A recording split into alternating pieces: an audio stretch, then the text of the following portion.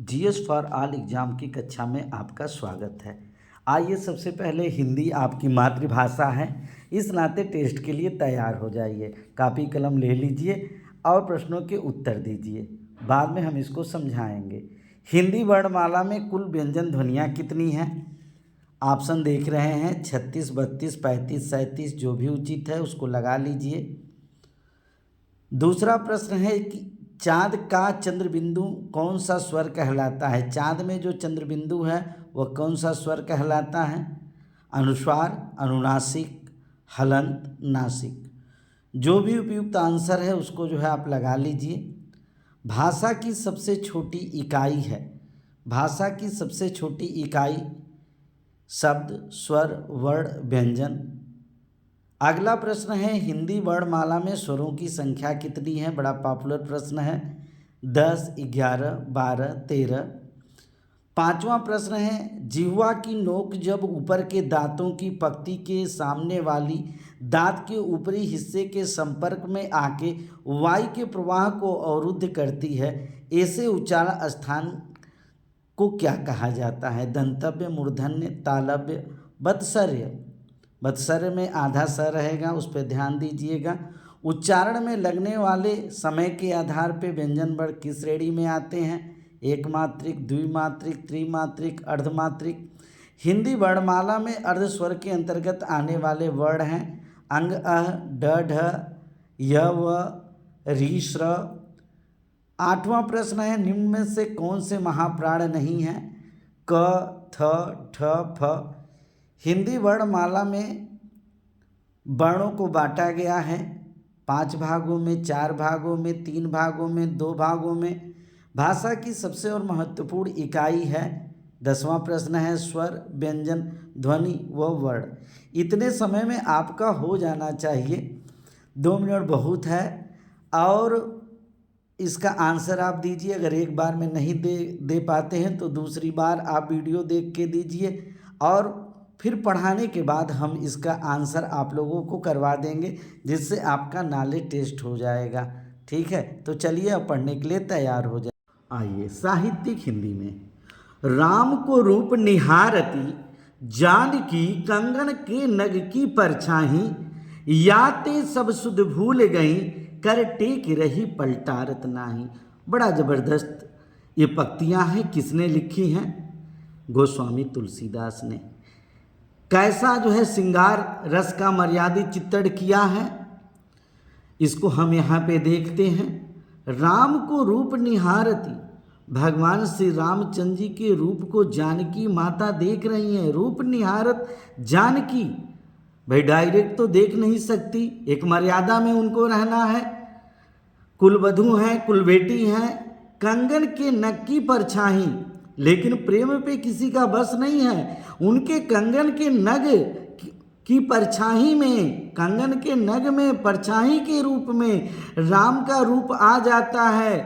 याते सब सुध भूल गई। जब रामचंद्र जी का लावण्यमय रूप उनके कंगन के नग की परछाई में आता है, उस समय जो है वह अपना सुध बुध खो बैठती हैं। कर टेक रही पलटारत नाही, हाथों से टेक दे के बैठी रही, पलकों को हटाती नहीं है।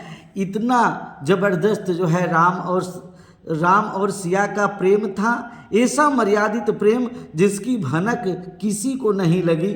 एक मर्यादित रूप में यह उस समय का वर्णन है जब माता जानकी जी अपने स्वयंवर में बैठी हैं और स्वयंवर में बैठने के बावजूद भी उनके मन में किसी पुरुष के लिए प्रेम चल रहा था, और वह जो है प्रेम और कोई नहीं था बल्कि भगवान श्री रामचंद्र जी थे। आइए, गोस्वामी तुलसीदास ने ऐसी रचना लिखी है। गोस्वामी तुलसीदास वैसे ही महान नहीं थे। आपको मालूम होगा कि पत्नी की फटकार ने उनको महान बना दिया। लाज न लागत आपको दौड़हूँ आऊँ साथ, धिक धिक ऐसे प्रेम को कहाँ करूँ मैं नाथ। अस्थि चर्म मैं देह मम तामे ऐसी प्रीत, ऐसी जो श्री राम में तो न होत भवभीत। इस प्रकार पत्नी की फटकार लगी और सगुण रामाश्रयी शाखा के शिरोमणि कवि बन गए गोस्वामी तुलसीदास। गोस्वामी तुलसीदास, आप लोगों से पूछा जाता है, सगुण रामाश्रयी शाखा के शिरोमणि कवि गोस्वामी तुलसीदास। गोस्वामी तुलसीदास का ब्रज और अवधी दोनों भाषाओं पे अधिकार था। उनकी रचनाएं बड़ी इंपॉर्टेंट हैं, आपको याद होनी चाहिए, हर कंपटीशन वाले लड़के को याद होनी चाहिए।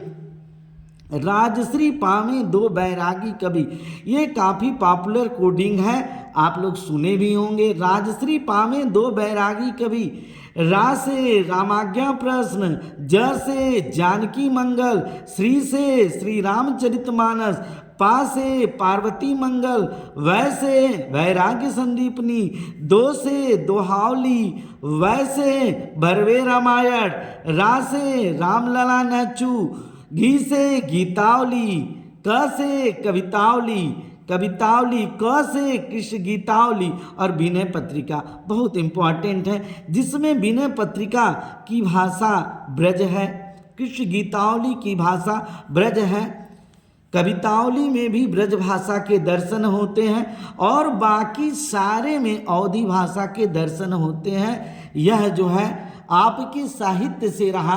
बेटा हम आपको जानकारी तो देंगे, लेकिन रोज़ साहित्य की जानकारी 5 मिनट तक आपको दी जाएगी, क्योंकि साहित्य के बिना हिंदी बिल्कुल अधूरा है। जब तक साहित्यिक ज्ञान नहीं है, व्याकरणिक ज्ञान का उतना मतलब नहीं होता है।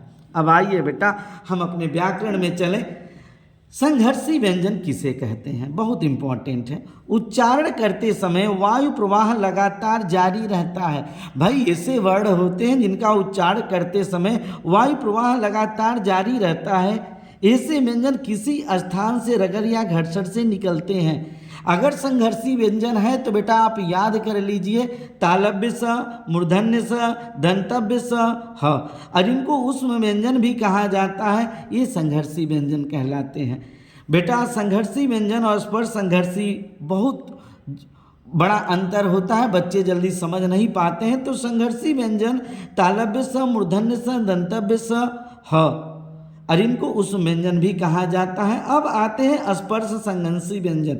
स्पर्श संघर्षी व्यंजन जिनका उच्चारण करते समय वायु मुख के अंदर के अंगों को पहले स्पर्श करती है, उसमें बेटा वायु प्रवाह लगातार जारी रहता है। इसमें वायु मुख के अंदर के अंगों को पहले स्पर्श करती है, फिर संघर्ष या रगड़ के साथ बाहर निकलती है, तो इसको स्पर्श संघर्षी कहते हैं। स्पर्श संघर्षी च वर्ग के वर्ण होते हैं जिनका उच्चारण तालु से होता है। इचु यसा नाम तालु सुनते सुनते बेटा आपको याद हो जाएगा। अगर संस्कृत बैकग्राउंड नहीं है तब भी 1 अक्टूबर से आपको संस्कृत की भी क्लास मिलने लगेगी, क्योंकि एसआई के लिए हिंदी इम्पॉर्टेंट है, हमारे एलटी के लिए हिंदी इम्पॉर्टेंट है, टेट के लिए हिंदी इम्पॉर्टेंट है। ये भी प्रश्न इससे बाहर नहीं आएगा।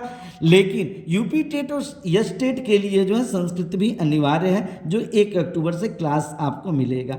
च, छ, ज, झ, इया, च वर्ग तालव्य, तालु से इनका उच्चारण होता है, ये स्पर्श संघर्षी कहलाते हैं। अब आइए बेटा हम अगले पेज पे चलते हैं। अल्प प्राण बड़ा इंपॉर्टेंट है भैया। अल्प प्राण किसे कहते हैं? तो अल्प प्राण का मतलब होता है कम वायु शक्ति। अल्प मतलब कम हो गया, प्राण मतलब वायु शक्ति। आप जानते हैं कि प्राण का मतलब वायु शक्ति, मतलब उन वर्णों के उच्चारण में जिसमें कम वायु शक्ति की आवश्यकता होती है, अल्प प्राण कहलाते हैं। अल्प प्राण कौन होते हैं भैया? प्रत्येक वर्ग के पहले, तीसरे, पांचवें अक्षर य, र, ल, व, जिनको हम अंतस्थ भी कहते हैं, ये अल्प प्राण होते हैं भैया। सभी स्वर भी जो है अल्प प्राण होते हैं।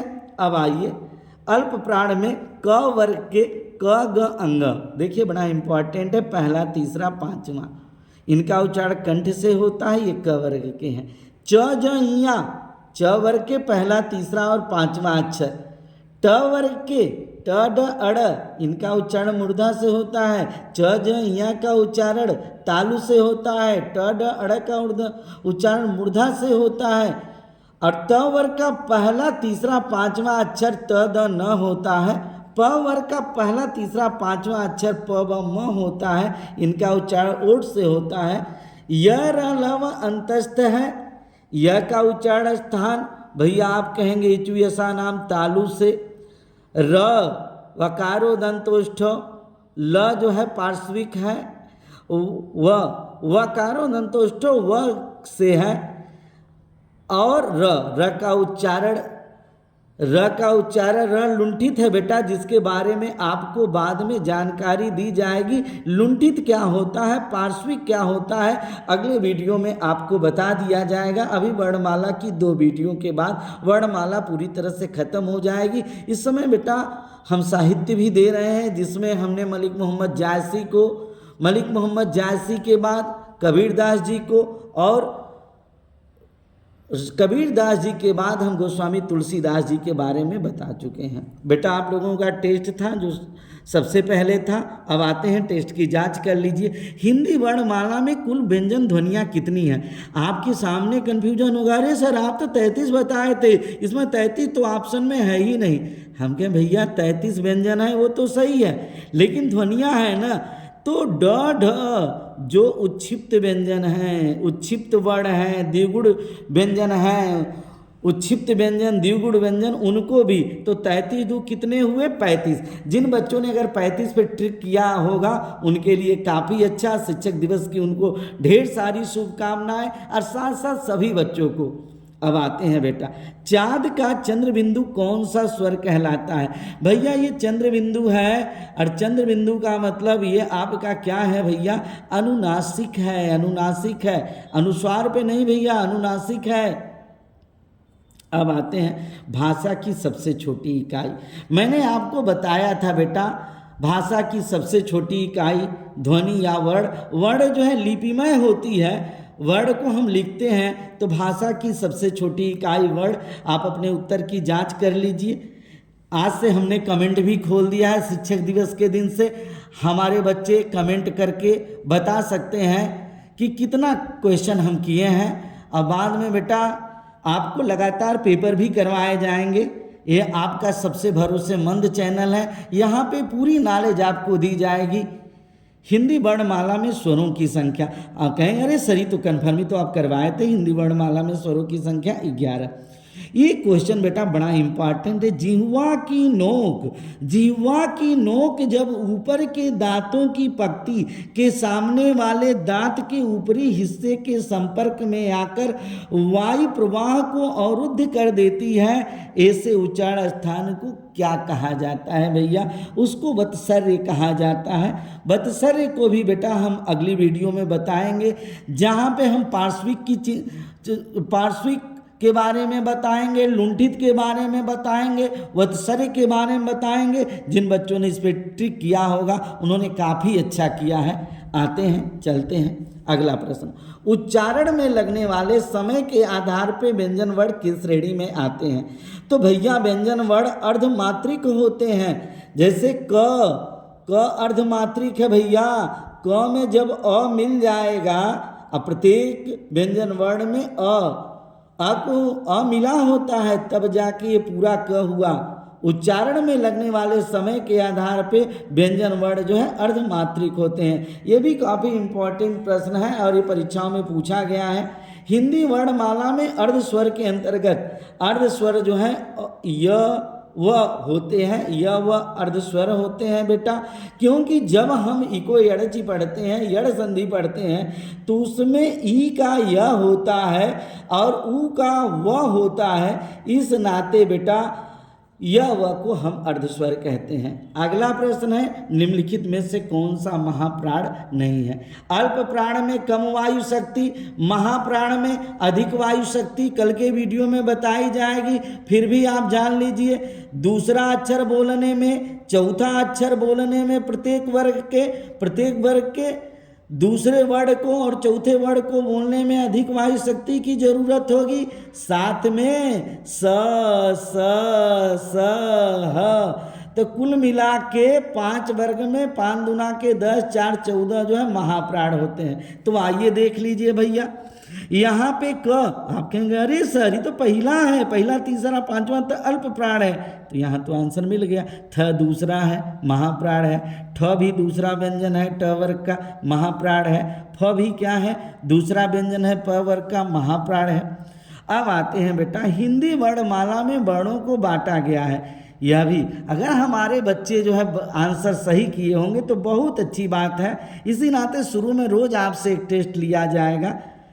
पहला जो है क्या होता है स्वर और दूसरा क्या होता है व्यंजन। तो हिंदी वर्णमाला में वर्णों का सुव्यवस्थित समूह, वर्णमाला में वर्णों को दो भागों में बांटा गया है, स्वर और व्यंजन। जो बच्चा जो है दो भागों में किया होगा वह सही है।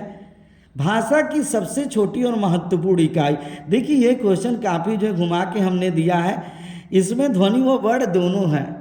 तो भैया सबसे पहले हम बोलते हैं कि लिखते हैं? आप कहेंगे सर हम बोलते हैं। तो मैंने आपसे बताया था जब कोई चीज़ हम बोलेंगे तो वो हमारे मुख से ध्वनि निकलती है, और जब उसको हम लिपिबद्ध कर देते हैं तो वर्ण हो जाती है। तो ध्वनि वर्ण जो है अगर दोनों में ऑप्शन में दिया हो तो सबसे पहले ध्वनि को करेंगे।